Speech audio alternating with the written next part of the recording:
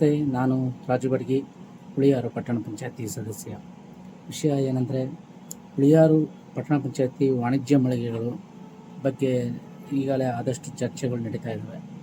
ಆ ಚರ್ಚೆಯಲ್ಲಿ ವಿಷಯ ಏನಪ್ಪ ಅಂದರೆ, ಸವಿತಾ ಸಮಾಜಕ್ಕೆ ಗ್ರಾಮ ಪಂಚಾಯತಿಯಿಂದ ಇದ್ದಾಗಿಂದಲೂ ಕೂಡ ಒಂದು ಮಳಿಗೆ ಮೀಸಲಾಗಿ ಇಟ್ಕೊಂಡು ಬಂದಿದ್ದರು. ಈ ಹಿಂದೆ ಇದ್ದಂಥ ಗ್ರಾಮ ಪಂಚಾಯತಿ ಸದಸ್ಯರುಗಳು ಎಲ್ಲರೂ ಜಾತಿಯರು ಕಸುಬಿನ ಮೇಲೆ ಒಂದೊಂದು ಮಳಿಗೆಗಳನ್ನ ಕೊಡ್ತಾ ಬಂದಿದ್ದರು. ಅದು ನಿಮಗೆ ಎಲ್ಲ ಗೊತ್ತಿರೋ ವಿಚಾರ. ಇಷ್ಟೆಲ್ಲ ಇದ್ರೂ ಕೂಡ ಹರಾಜು ಮಾಡ್ತಾ ಇಲ್ಲ. ಯಾಕೆ ನಮ್ಮದೊಂದು ಪ್ರಶ್ನೆ ಅಂತಂದರೆ, ಅದರಲ್ಲಿ ಜೀವನ ಮಾಡ್ಕೊತ ಬಂದಿದ್ದಂಥ ವ್ಯಕ್ತಿ ಇವತ್ತು ಬೀದಿಗೆ ಬಂದಿದ್ದಾರೆ. ಆ ವಿಚಾರ ಬೇರೆಯವರಿಗೆ ಮಾರಿದ್ದಾರೆ ಅನ್ನೋ ವಿಚಾರ ಚೀಫ್ ಆಫೀಸರ್ಗೆ ಗೊತ್ತು. ಬನ್ನಿ, ಅವರು ಏನು ಹೇಳ್ತಾರೆ ಕೇಳ್ಕೊಂಬನ್ನಿ ಬನ್ನಿ.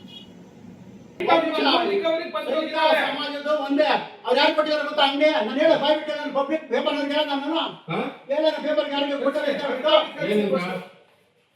ಈಗ ಯಾರಿಗಾರ 50 ಲಕ್ಷ ಗುಡ್ಗಿನ ಬಾರಿದ್ದಾರೆ. ಯಾರು ಮಾಡಿದವರು? ಮಾಡಿದವರು ನಿಮ್ಮ ಕೈ ನಡ್ಸಕ್ಕಾಗಲ್ಲ, ಮೋಸ ಮಾಡ್ಬಿಡ್ತಾರೆ ಅಂತ ಹೇಳಿ ಅದನ್ನ ಮಾಡ್ಬಿಟ್ರು. ಇಲ್ಲೋ ಹಂಗಾಗಿದೆ, ಅವ್ರು ಬಾಡಿಗೆ ಕೊಟ್ಟಿದ್ದಾರೆ ಅಲ್ಲಿ.